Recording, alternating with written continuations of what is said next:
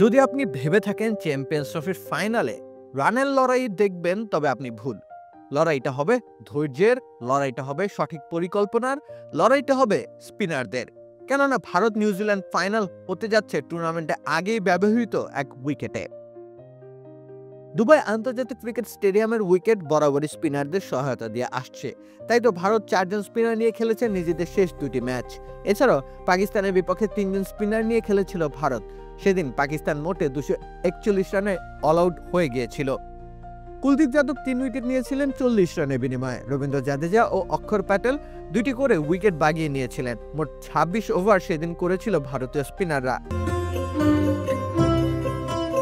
রমজানের বাজারের লিস্টে ইসপি আছে তো? ভাবছেন এত সব বলার কারণ কি? পাকিস্তানের ম্যাচের দিন ব্যবহৃত উইকেটেই আয়োজিত হতে চলেছে চ্যাম্পিয়ন্স ট্রফির ফাইনাল।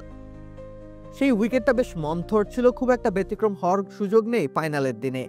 ফাইনালে তাই রান উৎসব হওয়ার কোনো সুযোগ নেই। উইকেটটাতে খেলতে হবে ক্যালকুলেটিভ সব ইনিংস, স্পিনারদের সামলাতে হবে বেশ দেখে শুনে।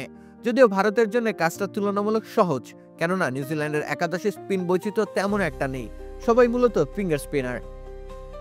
কিন্তু ভারতের একাদশে 2 জন ফিঙ্গার স্পিনারের সাথে সাথে একজন চায়নামন ও একজন রহস্য স্পিনার থাকবে তা প্রায় নিশ্চিত। এত বৈচিত্র্যময় স্পিন আক্রমণ সামলানো যে কোনো ব্যাটিং ইউনিটের জন্য বেশ দুর্বিষহ কাজ।